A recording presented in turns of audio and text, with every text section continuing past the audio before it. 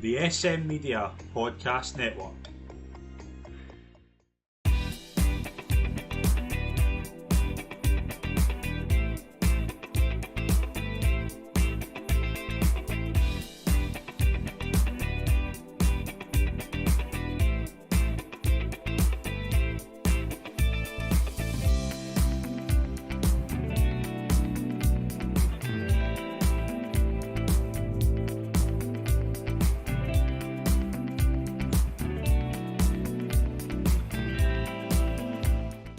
Hi folks, and welcome to the latest episode of SM Media's Countdown to Cheltenham 2025. I'm Scott McPike. It is always a pleasure to be your host as always, and we are going to be looking at the performances over the weekend. Obviously a big result in the Clarence House, and we've got Cheltenham Trials Day to look forward to, and to join me as always, it's a pleasure to welcome from the Scottish Daily Mail, Callum McClurkin.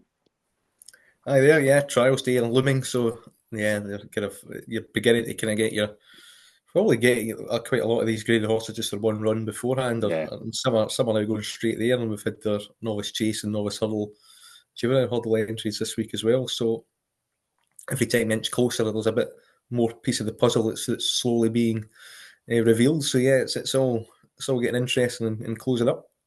Well, looking at that, we'll go to our questions first. So we had obviously our entries out for the Arkle and Brown Advisory, which I think the Arkle had a horse less. I think an Arkle maybe had a horse more, and I think the Brown Advisory maybe had 5 horses less. With hindsight, was the dropping the Turners a mistake? I'm not really too bothered with the entry stage with things. I think you can only determine that the runners, in the makeup of the field. I think the Brown Advisory shapes up to potential be strong anyway. Ballyburn could go there, Dancing City could go there, and Perry Pass could go there. Willie Mullins might leave one of them at home. Obviously, get the jukebox man Britain, and Katie Bourbon could come into the equation. Gordon Elliot's get 2 or 3 probably useful wins there, and there'll be others. So I'm not really concerned about that race too much. The Arkle. Yeah, it's got a world-class operator probably in Storchino there that will frighten quite a lot of them away, and you've got some decent maybe springers and Lewis Mr. Gift each way, maybe in Madge as an always candidate. So no, I just think it's a reflection of the programme, and it's just that there's not enough horses for these graded races to go around. So yeah, I mean it's the jury's it's got to be out yet. Removing the Turners. I mean, in hindsight, it's probably not the worst move in the world but I mean, I do think that this kind of you've got the 2 novice chases now agreed company that are the Tuesday and Wednesday. I don't understand why the Brown Advisory is not just made 2 mile 6 in the new course. Mm-hmm. What's the problem with that? I mean, Willie Mullins has always been an advocate of using the Turners recently as a race, and it kind of looked like kind of foil to get rid of like Ballyburn penalty kicks and Galloping Deschamps potential penalty kicks and things like that, and it can cut up through the middle a little bit. And the race has been replaced with a handicap, and it's not been axed. So I mean, a lot of them might be held back, for instance, for a more winnable handicap.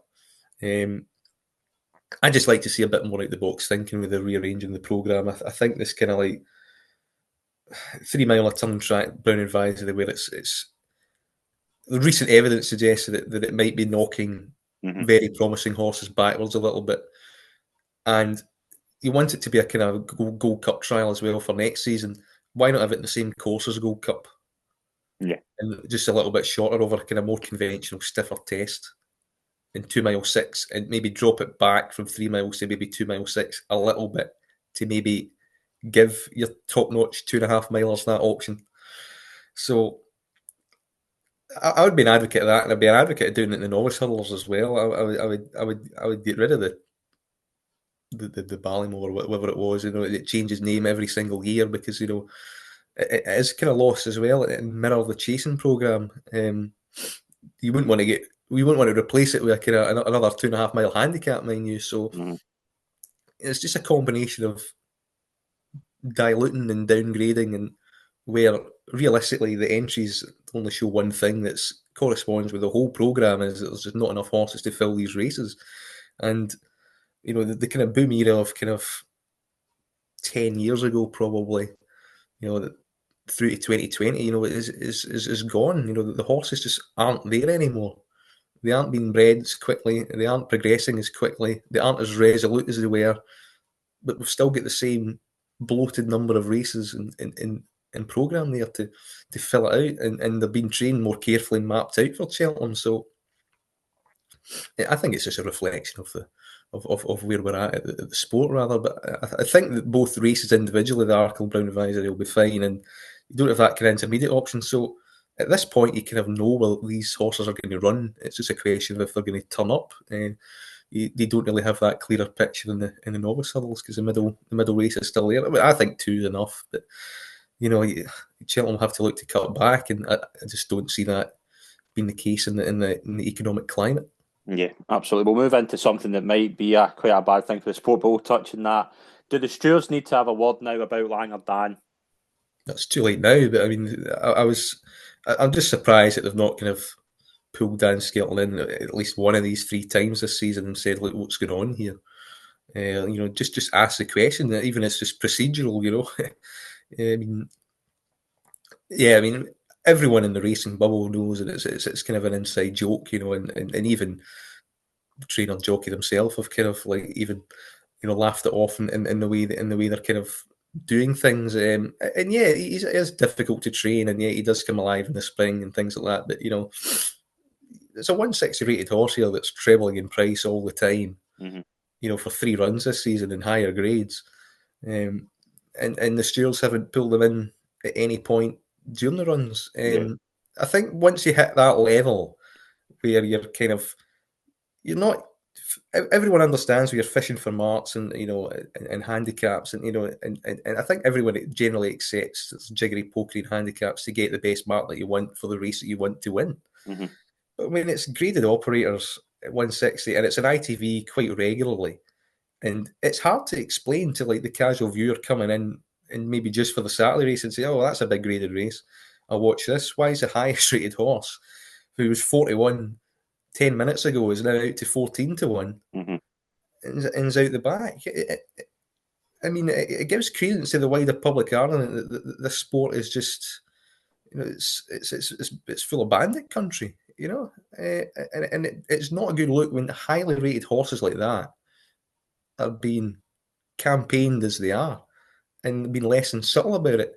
And you should at least offer the stewards should just at least say, "Look, kind of what's going on here, but can you just give 4 or 5 lines of explanation for the stewards report, just to offer an explanation to people that don't watch racing every day, every hour of the day. It's an open joke in racing Twitter, it's an open joke in racing land. You kind of know what's going on." Yeah, and that's the thing as well. You knew as soon as the drift before the race, you were like, we know what's going on here," and it's not on. It's 3 times. Yeah. It's 3 times this season. I mean, and it's just laughed off within the racing community, and that's fine. But if racing's serious about being a mainstream sport and trying to broaden its horizons, you can't just laugh that off. To people like outside looking in, saying, I mean, I've just kind of had a look at that race, and the highest rated horse here is Langerdane, and it's a very good price. What's that all about? I mean, you'd have to explain it to someone who's maybe semi clued up about racing, and they just kind of look at you and say, "This is nonsense." That's what happens. Yeah. And that it's happening. It's happened twice. It bounced back from nowhere in the Cheltenham Festival. It's got it's now a horse that's got a profile that's pretty big, and it should be big enough that this shouldn't be happening, kind of thing, and it still is, and you can, I think everyone would accept it more if the stewards just did their job and kind of said, like, explanation here, this is the highest real horse in the race. It was 4-1 last night. It's gone off 14-1. It's been beaten by 28 lengths, and it's not the first time it's happened this season. It's happened 3 times this season. Yeah. Just can you explain what's happening on? And then you could say, well, he's hard to train. He wasn't fully fit. The market drift, and he's just a better horse in the spring, which can happen. I mean, you've got to give trainers the benefit of the doubt. They know the horse. They're there all the time, so there is a bit of that going on as well. There is a bit of he is honestly hard to train, but there is a bit of kind of holding him back for the spring. Like a lot of, I mean, he's not the only horse to do it, but it is so unsubtle. It's beyond belief. And his marks now down to 158 a little bit. He could probably turn around and say, well, I might have been doing it last year for a handicap mark, but I mean, I'm not doing it this year. So he's probably, Dan Skelton will probably say that he's been validated in the way that he's going, because he simply isn't acting in the winter and the autumn. So it's one of those ones where within racing and within the bubble, everyone knows, but if you want to expand the sport and get people out, the horses like Liar Dan won't do it. Yeah, it's a nonsense, to be honest. And I'm actually astonished they dropped him £2, but that's so. We've been asked to select an early lucky 15 for the festival already. You got two? I've two, each way one as well. So Delta Work Cross Country, Work Ahead in the Supreme. Okay. I'm just going to go. I'm going to still think Diva Luna's the value in the Mayor's Novice. Like, I think 14-1, she's still a good each way bet, even if you're that way inclined. I don't know. I think they are planning to get another run into her before the Mayor's Novice, and she's going to go off a big price, because I think we've got potentially three kind of big horses that will go shorter, and I think Diva Luna might be forgotten in the market. So I'll put her up at 14-1, and I still think Bioluminescence is good value at 8s in the Mayor's Chase. So that's my 4. Fair enough. That's solid each way to be. Yeah. Yeah, Work Ahead. I thought I was kind of thinking you might be going to lean that way. So yeah, could be an interesting shout. We'll move into our results over the weekend. We'll start obviously with the big race of the weekend, which was the Clarence House. Jonbon got the job done, won by 6.5 lengths, made all from the front. I think took Henry Gamine out his comfort zone, and is now 5-4 for the champion chase. Like we were talking about, he needed to put in a performance. He needed to take a horse out his comfort zone, and he has, and he's done it well. Yeah, and I expected him to do that, and I think the market did as well. And he won quite nicely in the end. And I think he had probably a lot more to give. He could have given him an out and out battering if they wanted to. Yeah, he jumped the best. Everything was in his favour. The track, the ground probably suited him a bit more. Energamine, maybe a bit sketchy, probably slightly off his game, but it's hard to see an 11-year-old kind of turn that form. Even back in a home track, he'd probably need bottomless ground to give him a chance. Still could. I mean, he could sit off what could be a hot pace in that race and maybe pounce in bad ground at Cheltenham. So he's not entirely out of it. But yeah, it was all about the winner, and that was a career best. Just maybe, I think I gave him 166 or something like that. I mean, the official rating will nudge him up over 170. I And think it was, yeah. he's a one to beat at Cheltenham. He's unbeaten outside Cheltenham. And the only time he has been beaten at Cheltenham has been a very informed El Fabiolo and Constitution Hill. And there's certainly no shame in that. Okay, bank one are kind of one of those kind of slower chase races where even then he made an absolute crashing mistake and still almost get up and win. So that's probably the only time where you'd have general question marks about him there. Last two times he's been at the festival, he's just been bounced. He's been bumped into probably superstar in novice chase company and novice handicap company. So novice grade ones in the Arkle. So yeah, I still think with the history of the champion chase and these odds on shots generally get beat. And he's one that's probably better horses than him have probably been beaten. And shorter horses, more fancied horses than him. So comes in. There's still a bit to prove around the track, and that's the only thing he can knock him with. I mean, he's 17 and 20 wins or something like that, I think now. So 17, 20, 17, 21. He's been admirably consistent. I think he's getting better as well. His jumping's getting better. I think he's more mature. He's a bit more battle hardened, a bit more streetwise. But yeah, he's ridden with supreme confidence by Nico de Boinville. I mean, I think that was one of the most confident weekends Nico de Boinville's had in the saddle. The yards in a very, very good place this year. You can see, I mean, it's totally different from last year in terms of their top notchers. They are supremely confident in their ability. And he's harnessed it, he's showcased it well. Gaelic Warrior might present another different question as well. So you've got to kind of wait to see what he does, even though he Is there doesn't like also Leopardstone. is there also a potential question though? Like obviously he was able to make it from the front.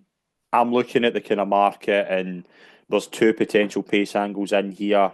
With obviously if Ile Francais maybe goes here, you've also got likes of Matata, who I imagine would front run. Would that potentially ask a different question of Jonbon if those two were to go in? Well, in bigger fields, they should maybe extend more energy and get pace, but I think you get 2.5 miles easily. So I don't think, and he's versatile enough. He doesn't have to lead. He just needs to be around handy and positive. Yeah. So as long as he's aggressively booting into fences, I don't think he necessarily has to lead. So tactically, no, I wouldn't be worried. Matata can drop in if he wants to. Yeah, I think he's okay in that front. It's just he's jumping around Cheltenham. It's just the track's more of a concern than the tactics, I would think. Is he valued at 5-4? No, none of them are. None Wouldn't of he his beat though? favourites are value right now. I mean, you'll get odds against him in the day. If Gaelic Warrior turns up, you'll get odds. Yeah. He's not going to go odds on. Would you, if he's odds against though in the day, would you back him? At the moment, yeah, I would. I think he's the one to beat. But again, you wouldn't stick him in the multis just because of the history of the champion chase. Probably, Yeah. I think he's probably the weakest leg of the Henderson lot that are up there in Yeah. the top of their respective markets. But he's undoubtedly the one to beat, and I think there's signs that he's thriving at 9 and 9. Being age nine's probably about the sweet spot to win it. I think this is his year. I think this is a year that he's got to kind of do it. You're going to be in the downgrade. You're going to get a really talented horse, and you'd imagine Sergino would come here next year. So Hmm. and Nico Dubois will be on him. So I mean, I think you really have to kind of win it this year, to be honest. And you'd expect him to. All things being equal, he's definitely the one to beat. But it's a champion chase, and funny things tend to happen here because at 2 miler, if you hit one, you're done, Yeah. And and he can hit one. yeah, especially around Cheltenham, and I think it is going to be very, very interesting. Wouldn't back him at 5-4 just now, but if he's that price in the day, again, Gaelic Warrior has his own kind of questions as well. I don't think there's a lot in behind here. I don't think Energamine, unless it was the year Energamine Needs to beat, be heavy ground. it needs to be heavy ground, and he hit a couple as well when the pace kind of quickened. Yeah, So well, it was the second last, wasn't it? I mean, he was kind of threatening to get there and try yeah, to stalk, and then second last, Jonbon a couple lengths, and he kind of made that like a little bit like the mistake that Ballyburn did yeah, when he got beat by Sortino. It was all kind of a it's bit just too that much. injection of pace. I think just caught him out. But I think overall, John Bond looks very good for the champion chase. We'll move into our three performances each for the week. Obviously, the weekend. It's quite a busy weekend. Obviously, with Winter Million. You want to start first? Who's your performance of the weekend? Who's your takeaway? Protektorat was outstanding. Yeah, it was good. Okay, the beating behind probably wasn't great, but he just burned them off, and it was kind of just this. I mean, I think he'll win another Ryanair. I think you need a soft ground as well, Hmm. and to get into a rhythm, and there might be more pace up against him as well, so it'll be harder. But yeah, he just bullied them, and it was just pretty relentless power show. Would win by 20 plus lengths from Jello, who didn't quite fire. Uh, probably He jumped very right at times. probably in keeping with the yard, though. I mean, I'm not too bothered. Novice, I mean, look at the tunnels. I don't think it was that bad a problem. I didn't Hmm. didn't necessarily think he's got to go right-handed. Yeah, I think it was kind of a bad below par run. So I wouldn't, and that can happen when he shows Garden. It's in keeping with them. So I wouldn't completely give up on him. Ahoy Senor as well. Like, he was just totally outpaced, and the yeah. jumping fell apart because protecting that put so much pressure on him. And that was full of verve and better than he showed in the race last year. He beat the home press and then he came on again with the Ryanair. If he improves from that, it take some beating in the Ryanair to get his crown. Still 10-1 kicking about, like Yeah, very, it's very not good. bad, but you'd want the promise of soft ground, and Hmm. the race, the makeup of that race is very up in the air, isn't it? You're not really sure who goes, and you'd imagine Factifile would love maybe him in the race to just stalk and then pounce, and he might be too progressive in the end. So back in 10-year-olds this far out for that race is probably not, but he's bang on schedule, and that's what we criticised Dan Skelton about Langer Dan, but he could kind of set his watch by the targets that he picks out. That was a valuable prize, and he was ready, fit for the day. And he's really, really good at that, and you'd expect that to happen again. Cheltenham Festival, they went missing selectively a little bit, and even did with Royal Infantry being turned over at Haydocks, which was a surprise. But when there's a big purse to go for like that race, that operation, I think that this is why he's probably going to be champion trainer this year, because they do not miss in those type of races. And No. Protektorat made sure they didn't miss. It was pretty emphatic. He didn't really miss a beat all the way around. My performance I want to talk about obviously was at the opening race in Ascot on Saturday, and we saw Lulamba justify the hype. Obviously, given no chance by the trainer 10 minutes before the race, said he was conceding too much weight. Gives Mondo Man £10, beats him 3.5 lengths. Got jumped fairly well. Made one wee mistake just about three out, but just got a lovely toe into the race, and just when he was asked to push, pushed on really well. Now 64 for the Triumph Hurdle, also giving us a pre-entry. I don't know if that's maybe because Palladium is quite high in the trainer's mind as well for the Triumph, so he maybe split them, but certainly the kind of performance so far in the juvenile division, and the one to beat in the Triumph Hurdle at the moment. My goodness, what a performance this was as well. I mean, this is, yeah, I think Henderson only say that because he tends to dial it down just before the off because he Yeah, gets quite nervy and protective and things like that, you know. But Gary Muir's horse, and they rated that. I mean, that was fifth in the French Derby, and getting he, he £10, pulled quite hard, so he might and he improve as probably well. pulled his chances away, and he will definitely improve, but not enough to turn the form around. I would Mhm. think he probably wants it softer. Um, and the third, Harry Derham horse, Vianney's one that I put up at the start of the season. That's quite a nice type, probably for a Boodles contender. Maybe could be going to Kempton the Adonis and would have a chance there. Yeah, So I think he's pulled away from the right two in the market. I think, and I think it was a good looking race for what it was. Um, Confidence in the second made sure that Lambo wasn't heavily backed on the day. It's Sergino Mark two already. It's if it gets here fit, it's going to be very hard to beat. There's nothing coming from Ireland yet. Maybe something will come DRF. Willie Mullins has plenty of entries. One of them might develop into a serious challenger. You'd like to think that at least one would. Um, Probably won't run him again if they target him with the Triumph. I mean, I assume still the plan. I mean, Palladium more bought for flat. I mean, we'll get out hurdling probably just to keep it fit. Hardwick is the target of Royal Ascot for that, right, okay. apparently. So I don't think that's a out and out Triumph project.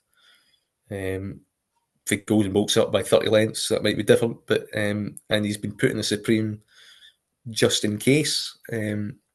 So I think Triumph is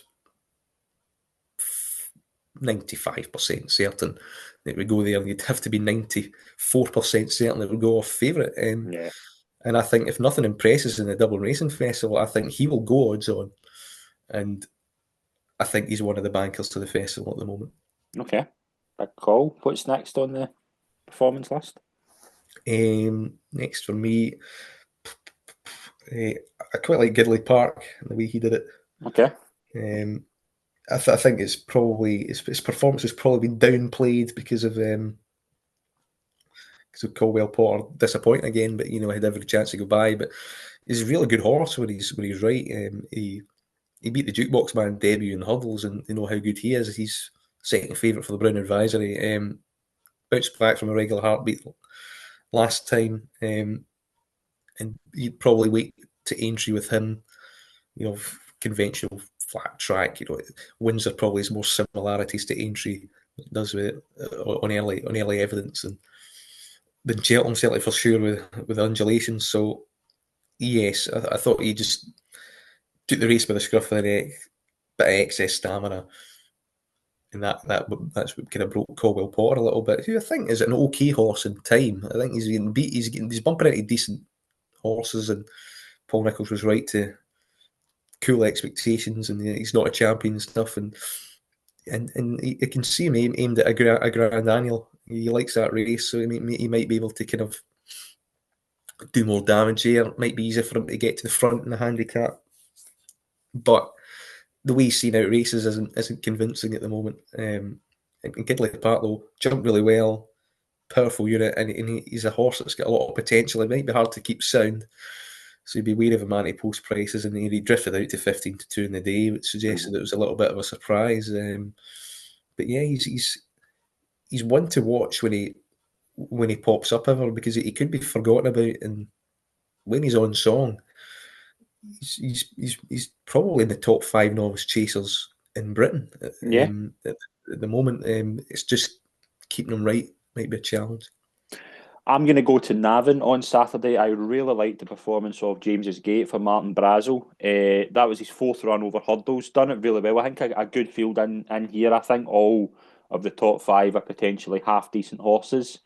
Uh, Tapping the Go, I think, is quite decent. Sets the chance probably maybe needs further a wee bit. Ballygunner Castle maybe isn't as good as we thought he was, but I still think there's good operators in here. But James's Gate, again, threatened to be a really nice kind of bumper horse. Obviously, these problems. He's had four runs over hurdles.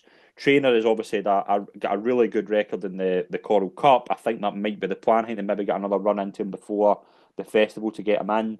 And I think right now he's a very, very good horse, and I think he deserves a lot of credit.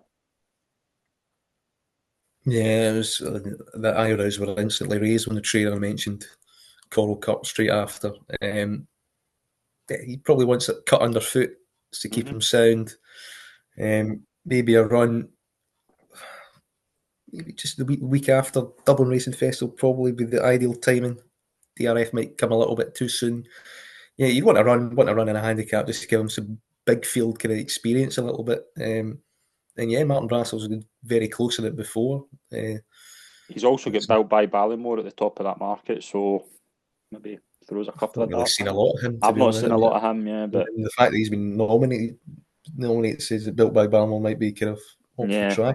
But um, he's improving novice. But I mean, I think he would need soft ground, and you'd be wary of his kind of background as well. He might be difficult to kind of keep right as well, and out of Willie Mullins. When Willie Mullins gets out, they're normally not up to his kind of rigorous training regime that can be quite hard on horses. So yeah, I think he's also got sound claims. He's got good back class, and yeah, you'd like to see him again just to kind of maybe see a kind of different side of things in a graded in a graded race or in a graded handicap, or maybe just some sort of quiet race just to get him qualified. But yeah, he's certainly one to note in handicap companies come spring.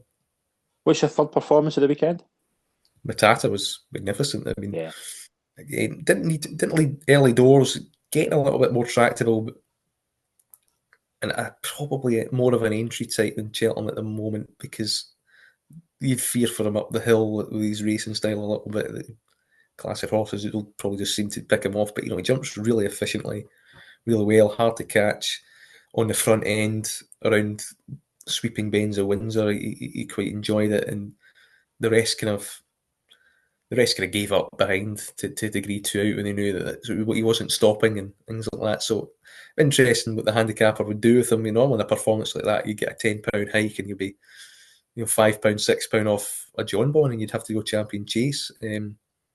So maybe he's gonna. I think he's been placed very very well to win these kind of races, and once he does make the invariable step to graded company, he'll probably be found out. I think he would be found out in the festival, but I think Aintree, I think he'd be dangerous. In the trainers looking at the 2.5 mile race at Aintree, which suggests yeah, that he can stay further and he can get a lead, and he is becoming a little bit more versatile. But yeah, he's progressing through the ranks really well. He get beat at Kelso because of stiff finish caught him out that day, maybe overdid it in the front end.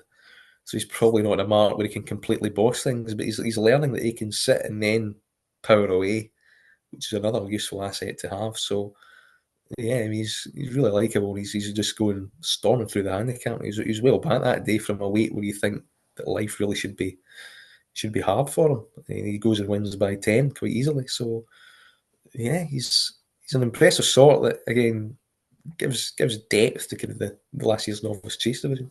yeah, absolutely does. I'm just going to bring this race. I wouldn't necessarily say this performance was good. I just wanted to get your thoughts on it. Take no chances beating Kyrgyz in the Mares Hurdle. Obviously, Kyrgyz well backed on the day, just Didn't fire. A lot's been given about. Was it the ride? Does she need the run?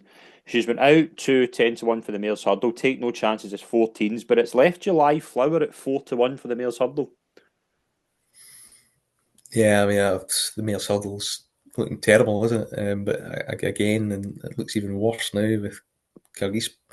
Disappointing there. She's just not settling. She raced with the choker again, and you're Yeah. not going to see it out. And I think she maybe would have won if Paul Turner didn't go as wide as he did at Ascot and then come back in. So I think she travelled in it well enough, maybe just blew up, needed it. But, she's not giving herself much hope to get an extra half mile at Cheltenham. She'll probably be next time out. Maybe they'll run her again in between just to try and get some of that freshness out again. Mm. They might be inclined to do that.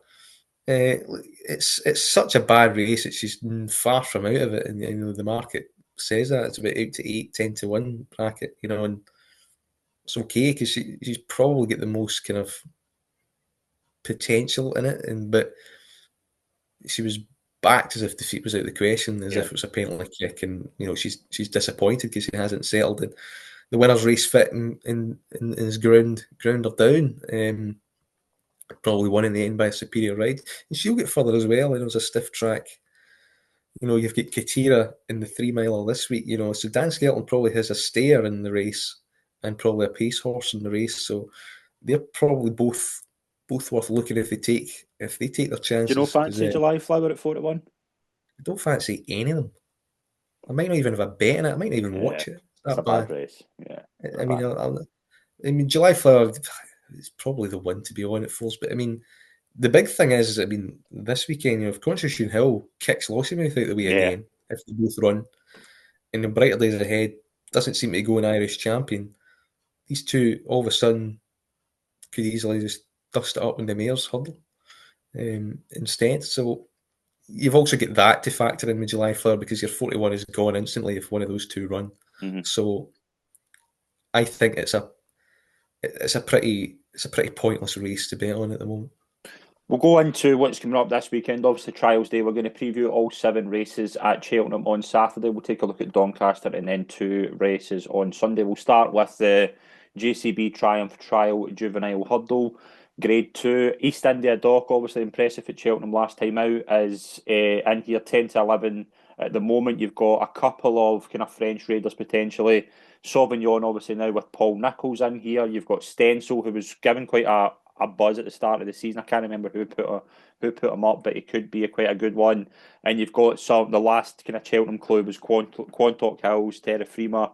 So good, obviously good race. I think we'll get East India Dock, maybe the forgotten horse in the Triumph market because we haven't seen him for a while, but I'd like to see James Owen go into Cheltenham with a big chance after like at Burdett Road last year, who was turned over, didn't make the race. So I'm hoping East India Dock wins here and is a lively chance in the Triumph because I think the trainer deserves a chance to go to a Triumph hurdle with a good horse. Yeah, he's had plenty of options, hasn't he? I think he's kind of sensibly rode back a little bit and waited for this race. Mm-hmm. Doesn't seem to be a Sergino in here, No. and that's kind of a good thing for him. And this horse has got less mileage in the clock than the Burdett Road, and he looks more tractable, a bit more straightforward. So you'd like to think that he could oblige here, 10-11 even money, and he's got the form in the book that he probably should. Someone who's rated higher, um, interesting. Probably an interesting rival. I was a bit depth. Stencil was the one Tony Mullins Tony put up, didn't Mullins, he, at the that's start of right. the year?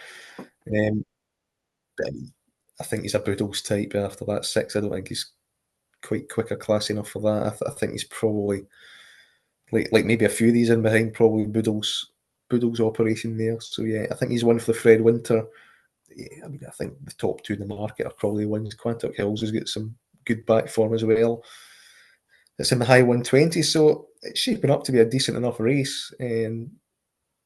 But I mean, I think if East India Dock does what he does the last day and builds it slightly, I think he'd win. I think he'd probably win pretty well as well. So Yeah. yeah, I think he can kind of cement himself, maybe push himself up to clear second favourite. Yeah, we'll move into the novices handicap chase. Was won last year, I believe, by Jenny's Destiny. Jaguar in here for the Green on Guerrero team at 2-1 off 132. You've got Imperial Saint, Resplendent Grey, Masacio's in here as well. Few decent operators. Anything you like? I mean, I think the favourite's probably the right one. I mean, Imperial Saint, you just wonder if the handicappers caught up with them in 144. Yeah. Resplendent Grey, I think, needs further. Masaccio, he's probably got a chance, but they're targeting Ultima with him, Hmm. so this again, it might be a little bit on the short side, but it is in a new course, so it should play any stamina strengths. I can see Guardian Dreams running well, maybe at tens each way, but I think the favourite looks hard to knock. He's probably quite progressive, and you want horses. I mean, particularly with this new handicap race, you want kind of horses low down in the weights, maybe to get in and run off a decent mark in the Cheltenham Festival. So, yeah, I think Jaguar's probably the one to latch onto because he's more likely to be tuned up to win rather than anything else. Maybe Guardian Dreams could run quite well as an each way play. We'll move into the Betfair Exchange handicap chase. We've got a Rocco in here at 10-3. Jenny's Destiny's in here. Imperial Saints also entered for this. Soul Icon, who'd won the Desert Orchid. El Ridotto's in here, Mundarange and Gemirandi. There's, again, open race. What about a Rocco, do you think? Think he'd be a one for this? I think he wants further though, doesn't he? Yeah. I mean, I don't think so. I mean, both equally rated. I mean, I just think track and trip this time of year, it's probably Jenny's Destiny's time to kind of win one.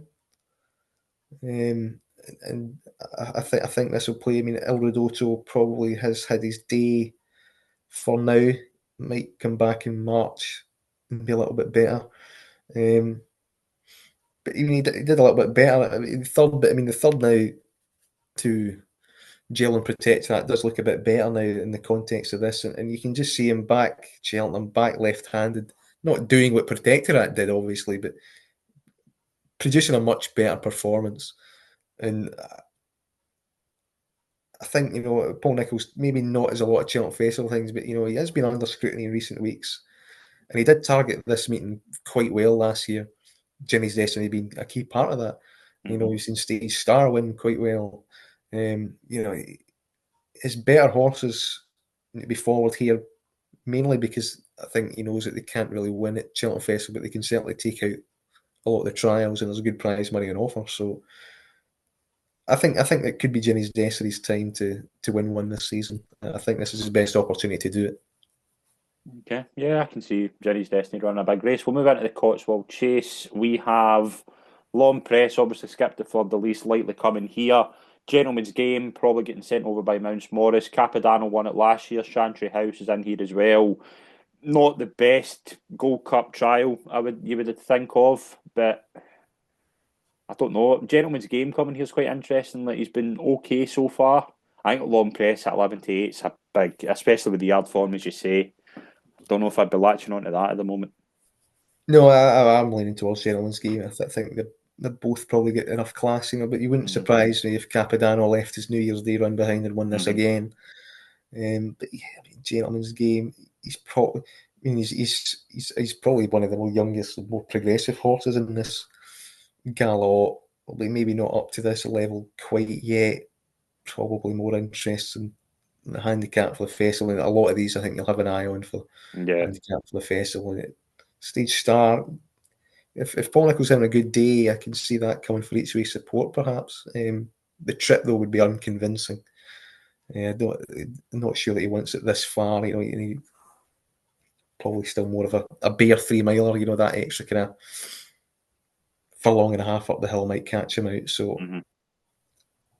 and Gentleman's Game, he ran a blind at Christmas, didn't he, in the Savills Chase, really, Yeah. to be third. That's red hot form in this Mm-hmm. context. And if he turns up, I think you can see flip flopping favourites in that race. Let's go into 3 o'clock. The Unibet hurdle. We have Constitution Hill in here at 1-4. Lossiemouth at 5-2. Obviously, Lossiemouth winning it last year. You've got Brentford Hope, obviously, maybe potential kind of pick up the pieces if anything happens. But I'd imagine if this race was called the SM Media Hurdle, I don't think Constitution Hill would be here. Yeah, the sponsors have got their wish here. But I mean, I think it's a good sign that he's here Yeah, for them, because they're obviously confident in ploughing on with him when the sun's shining. Yeah, I think he'll win this, even you if surprised that Lossiemouth. Lossiemouth's coming back to take him on? Like, Well, it's not nailed down, is it? Yeah, it's not set in stone, yet. I mean, but I wouldn't see these prices change that much. I mean, I think nah, Lossiemouth might be clipped in, but I mean, 2-1 maybe plays 1-3. The rest have their work cut out, don't they? Even if Phil the Dairy comes over, I mean, it's a bit of Brentford hope could run well, but he needs soft ground, and they're not really getting rain, and he'll probably try and make it in the front end. He's ran quite recently, and he ran pretty bad.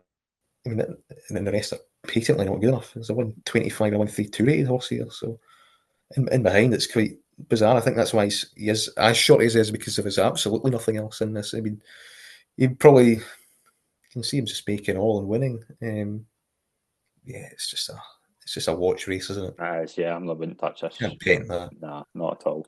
Into 335, obviously Cleve Hurdle, Crambo 2-1, strong leader 9-4. Gil Rhodes in here, Monmoral, Buddy One is entered in the Galmoy, and I actually think he'll win the Galmoy, to be honest. So Crambo obviously wins the long walk at Christmas. Strong leader disappointed. Rematch again. What do you think here? That's quite a trappy race that I don't really have a strong opinion about anything. Yeah, I mean, again, yard form maybe Monmoral each way, Hmm. eights. He could easily get third in this. Botox has could even run well. I mean, he pops up once a year. It's usually kind of usually this. He's not really shown much, but I mean, Noble Yates won it last year. I think Gold Tweet won it. I mean, the thing, I mean, Crambo and Strong Leader are top of the market because they are a class acts in this. But I mean, Cheltenham's a massive question mark for both. Yeah. Uh, Crambo went. I mean, I would have more faith in Crambo than Strong Leader. Just, and he Strong Leader bombed out last day, quite a warm order, but he did make a noise. Something up his window, though. I don't think there's been a window declared. Certainly don't see it in the card. Hmm. Crambo's bounced back, and Fairgo Brands Yard were struggling. They picked up a little bit recently. I think they've had a bug, and now they're kind of come through the other side of that. So that's good timing for Crambo. And I just think the hill, though, I don't think he wants that kind of attritional test up the hill. I think he needs to be played very fast and very late to win this. Um, Strong Leader, he's more of a kind of archetypal stayer in the way he races. That should suit him more. And Gil Road, for all these limitations, he's the informed horse in this. He's been second the last 4 times in contrasting grades and in handicap company. Raw figures means he's got a bit to find, but he's getting a £6 pool with the top two. 5-1 though. He's a horse that's most likely to run his race, but it's plenty short enough. You would be looking for kind of 8-1 Monmoral prices. The thing with Monmoral is that he's a Pertimont winner and he's already qualified for that race again. So is he going to be showing his best foot forward as well? So, and that's where Botox has to come into the equation. So yeah, it's a horrible race. If I had to pick between the top two, I'd pick Cramble each way. I mean, each way. I mean, you need Gilroy to go out in the market. I don't think he will. So, and I don't think he'll win. So, I think he'll bump into something. He'll probably be second again. So, yeah, it's as you say, it's very trappy. One where Botox has could be each way options. It could also further cut up. I mean, you might be lucky to get eight. That's Yeah. the issue Yeah. from declarations. Definitely. We move into the final race in Cheltenham on Saturday, the 4:10, the AIS Novices Hurdle. Potter's Charm looks like he's going to be taking his run up. I think, again, even money. We know he likes to try it. Bill Joyce in here, Quebecois. Potter's Charm, they've obviously a Grade 1 winner at Aintree over Christmas. Again, like, he's becoming a bit of a potential player here, because if he wins this, it won't go like new line prices, so it could be like you could actually be going into the race thinking he's actually done more than new line if he wins this. Yeah, I mean, not in terms of potential, but in terms of running and winning, yeah. Yeah. And then this is why he's here again. It's another decent pot. It's another opportunity, and he's he's rated 146, and that if he runs to that, he'll win this. And that's what he's doing. They're just making hay with a hardy novice. Yeah, others have potential, others sexy profiles, but you might as well win these races when they're there. You're only novice.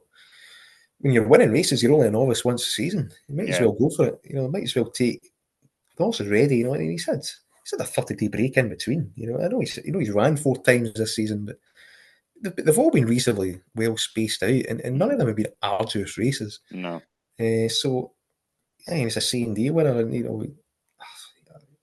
you'd expect him to take this out. The Twiston Davises have a good record in Trials Day as well. Is he likely to be found out come March time? Probably. And I think that the fact that he's racing here is probably an indication of that. But he's a hardy horse who run his race, and I think the like Class 3s again. And it's a decent enough race in behind. Diva Luna has an entry. Yeah. I don't know if she'll Uh, go for this. I mean, she might. She might, but yeah, I think she's multiply entered, isn't she? mm, I think she's got one at Doncaster. Yeah, yeah. she's in one at Doncaster over two as well. So yeah, but I mean, Bill Joyce is in Quebec, they're obvious threats. Western Bill Knights. Joyce has entered in the River Don as well. Yeah. I think he'd probably come here, Bill Joyce. Mm-hmm.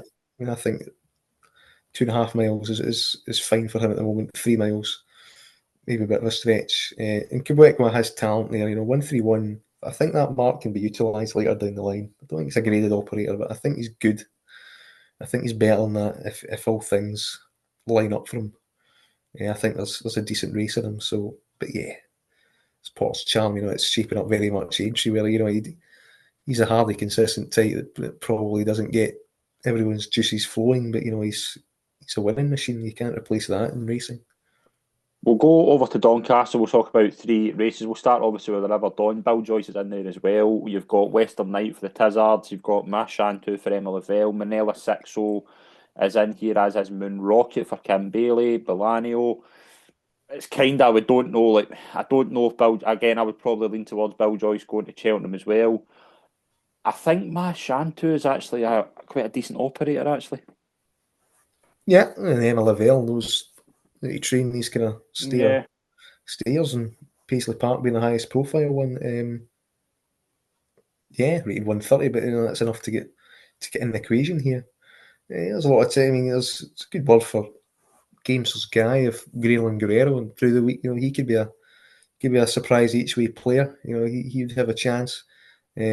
Western Knight is decent enough C&D form in the book, but it's probably more of a chaser. Behind Jet Blue last day at Cheltenham, so he probably turn up here for the trip.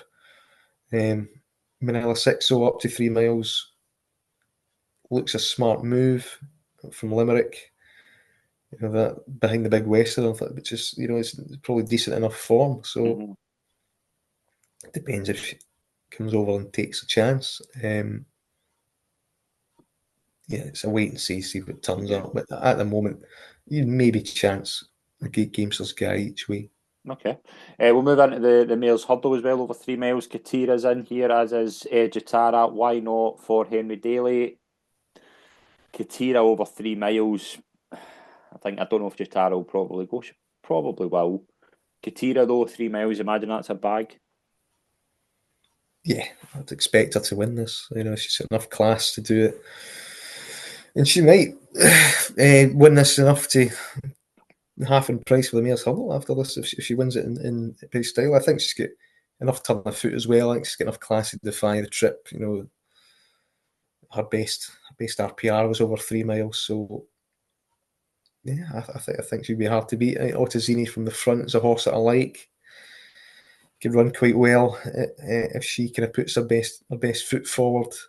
Why not win the last day? It was probably primed to do so. And Katira, who has been a bit backward, but again, could come alive in the spring. It's behind Cramble, Hidden Valley. I mean, the fifth in that context, beating 3 and a bit lengths isn't too bad, is it? Behind Yeah. Cramble, Hidden Valley, Beauport, and the Wool Park. And she's only gave best in the running, really. Didn't quite see it out as well as possible, but I think she could get away with it in this field. Um, so yeah, as long as provided she settles and stays, I think Katira is going to be pretty hard to beat here. Whether you want to take sub 2-1 about it, it's maybe a different matter. But it would need a good ride. But if it's timed right, if it's timed well, she'll win. We'll go into the Great Yorkshire Handicap Chase. The Changing Man, Forward Plan, Tighten Your Belts, Charlie Uberalis in here as well. Frero Bambu, again, be hilarious if he won again. Again, very open handicap. Probably one to wait until the day to see what takes your fancy, but anything jumping out to you? Yeah, there's a lot of these doubly declared for the 2.5 Yeah. at Cheltenham as well. So no, I've not really bothered to have a look at this too much. I mean, Forward Plan caught an eye last, even third. I think there's a race in him this season. Course and distance wins, so I think he'd run for Mhm. sure. You know that. So I think on tentative first inspection, Forward Plan was the one I was drawn to initially. Okay. Well, just a couple of races at Naas before we get into looking at our Canati post pick so far. In the Limestone Lad Hurdle, entry for Anzadam. Now, he was potentially going to international. They've changed plan and they're likely going to come here. And he has a sleep on the champion hurdle market. He's potentially the one to keep an eye on this weekend and Sunday. Yeah, there's a race that 5-year-old Esper Dallin won, where he Hmm. won champion hurdle, and that was a champion hurdle when Big Three contenders came out, and he came out and won it. And Yeah. maybe the Big Three again here, he might come out from nowhere and win it. So he's a young, could be anything horse, and you'd expect him to win this because it's in behind is deplorable. Hmm. Aspar Tower went way further than this. Banner Blaze is nowhere near good enough to run in my backyard, never mind this. Beacon Edge is 11-year-old and wants 2.5 miles. Field of Door is maybe going back over fences. Laffy's had one run in his life. And Pinot Gris is probably second best, only rated 136. So you think Amsterdam's at least mid 140s comfortably right now, probably 150, and Yeah. could probably take this out in decent style. I know Zarek the Braves won it, Echoes and Rain won it recently. Yeah, it's gonna be a short price. It's gonna be sit back and watch, and in a style that you think, yeah, you could see him running in a champion hurdle of sorts. Just obviously the Nace Novice Chase as well. Dancing City's been entered here as is Better Days Ahead. Bioluminescence is also entered here, so again she might take up, might not. But Dancing City and Better Days Ahead, obviously. Cheltenham potentially on the horizon for them, so it'll be good to see what they are kind of like. I hope they kind of go against each other here because I think it'll be a good clue. Yeah, it's a nice kind of little race, isn't it? Which is shaping up to be if they all go. Um, Goodland as well is interesting. Hmm. Coming back, getting an extra run into him. Being 9-year-old a little bit, he would doubt. Better Days Ahead, shaping up as if he'll improve all the time in Dancing City. Bit surprised if he takes his chance here because I'd assumed he would have waited for the Grade 1 at Leopardstown. Yeah. Um, you're going to run here, really? I mean, Bioluminescence, do you want her to run 3 mile one soft ground for a mare's chase if you're on her? Nah, not really, no. I don't want to run here. Like I would, I don't really. Yeah, Does I she need mean, it? She might get another run in it, but I'm not necessarily sure she needs another run. Like yeah, but I mean, it's. I'm not bothered running I'm it. It's not. just the trip and Yeah, the trips. I mean, if yeah. just over 3 mile, nice and soft ground. She does shape as if she is a stayer. You're just kind of wondering for a spring festival prep. I'd be a bit worried going back and trip from there and up in grade. Hmm. It's not really the normal thing. We might be forced to go here because of the program, but it'd been Better Days Ahead, and I think Better Days Ahead is probably the most likely to turn up out of the ones in the market. Maybe avoids the kind of top ones in the Grade 1 later on, but if those that are running here are they going to be that Cheltenham related in terms of the boys? because you'd normally think, oh, you're just running the DRF next week in that Leopardstown race if you think you're a Grade 1 horse. Hmm. Um, so I'll be a bit surprised. It'll be interesting to see what the final field is here because I can't really quite make head or tail of it. We'll go into our post picks quickly so far. We don't have any this week. Hopefully, we'll have some next week. I just wanted to touch on briefly. Diva Luna has an entry in, well, she's got two entries on Friday at Sandown and Doncaster, and then she's got an entry on Saturday. Delta Watts entered in the Cotswold Chase. I'm not sure if that's something you would want them to line up in. He can do whatever he wants, still cross country, didn't he? But I mean, the only thing that was interesting was that the British handicapper, like, back to maybe like Langer Dan stuff. I mean, how you can give a horse as old as Delta Work an extra £6, 151 rated in Ireland, 157 here. It's just nonsense, isn't it? I mean, this is the kind of problem now. If you like an Irish handicapper that's blotted out, he's just getting £5, £6 out of nowhere.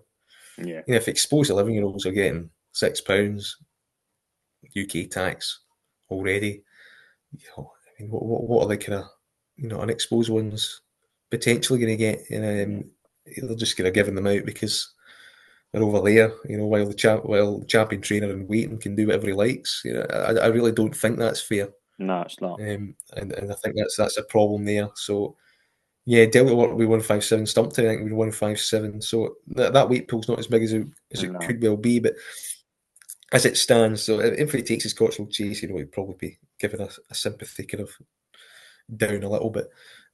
He won't be. I don't think he's going to be a genuine kind of contender for it. But yeah, it'll be interesting to take it up. I assume they won't. I think they'll probably just stay at home. I actually thought he'd run him in the Galmoy So that. personally. Yeah. So that. Again, they haven't done that. Maybe because they've seen their Chase Martin say, "Well, we need to try and get this down a little bit." But yeah, I think it's an interesting one. I'm not really necessarily bothered by the Martin. I just thought that maybe we get a bit more out of it, but because I don't think he's gone at the game, so if he can defy that anyway, in my opinion. So he needs to be a chance. There was a sleeper that came out the last race at Thurles against Angels Dawn, which I think people might want to cover. It's been well advertised and upping the ante. It won quite well, so I think there's 10-1 about it. So maybe if you're in an Angels Dawn like maybe covering that is a sensible option. I'll probably try and get the name up here. Will it go ahead? It jumped really well. That was And it's qualified and it is a plan. So I'm keen to take on It's on the line. So I mean, if the Angels Dawn in there, I'd probably back that as sensible cover, and then I'm just happy to leave races like the Hunter's Chase and Cross Country alone, and not even bother looking at it too much in the day from a betting perspective, and stick with what I've got because I'm not overly interested in it. But I think the other two, if you look at Angels Dawn and Will It Go Ahead, and I was a bit disappointed that I quite like Anno Power for the Mares Novices Hurdle at the start of the season. I was a bit disappointed that it wasn't racing against Jubilee Alpha on Windsor on Sunday, given Harry Fry's yard had a decent weekend. Mm-hmm. No, they're in and out, so I was kind of a bit concerned about that. I would like to see her come out at some point. I think they might be struggling to get a second run in her, and do you want to parachute her in after just one run at the start of the season in a race like that? I mean, you could, but it might be difficult. So yeah, that was only mine for ones, but I mean, scouring the markets, it does look tricky at the moment from Anti-Post point of view. Yeah, and 40 maybe Coats didn't holding 40 fire. Coats didn't get an entry for the Bartlett. It got an entry for Supreme and Turners. So that kind of that up in smoke. It didn't win Well, at the that's quite weekend simple, either. is it? Yeah, but that's anti-post punting in it. That's Yeah, well, I mean, but the thing is, I mean, we're taking that at a big price, isn't it? So, I mean, these things can either come in or go by the wayside. So, very early doors, and you can keep an open mind to things close on the time. So, you're not kind of bogged down by your initial view in a race too far out. mhm, We're seeing entries. I think Willie Mullins is kind of more by far the blanket approach. You can see the Final Demand and everything. mhm. And he'd probably have to be. I mean, he's been backed into 74 for the Dublin Racing Festival. I mean, there was a brilliant horse that saw it here in the flesh on Tuesday, Timmy Tuesday. That was twice the size of everything else in the paddock. That was second to Final Demand at Limerick by 15 lengths, and absolutely hacked up off 118 in soft ground, and he looked like a remorseless galloper. He looked like a future 130 horse, and you put that into basic context with Final Demand, you think Final Demand's probably mid 140s, and that puts you in a top grade one bracket, and he's been priced as if he's a top notch in a grade one bracket. So that's an interesting form line. I think he might be the outstanding Mullen staying novice hurdler at the moment. He could go either way. I think Henry de Bromhead's mapped out his novice hurdlers probably by now from afar. Yeah. Dublin Racing Festival, I don't think will be too consequential for him. And I think he could probably pin down what Gordon Elliott's going to do already. So, but I mean, I just think the prices aren't quite there yet, and I think he'll get a lot shorter in the running, and it changes. It changes remarkably quickly. So, I mean, I think generally keeping your powder dry and maybe having a few darts at big prices is the way to go at the moment. It certainly is now. I don't think I'll be rowing in anything because I just don't think they'll get much shorter. Nah, and that's kind of where we're at. We will obviously be back next week with our kind of review of Trials Day and looking ahead to the Dublin Racing Festival. We'll hit a calendar of picks. Obviously, we're recording this on Wednesday. It'll go out on Thursday night, so we will have stuff for the Gowran Park going out before this. So if you haven't seen it, check it out. See how wrong we were. There'll be a column out on Saturday and Sunday, so keep an eye on that. Callum, as always, mate, been an absolute pleasure. Thank you very much. Yeah, thanks again. Looking forward to Trials Day. This is probably the time where you can really kind of ramp up the kind of handicap studying from here on out. Yeah, absolutely. And we will see you all next week. Thank you very much.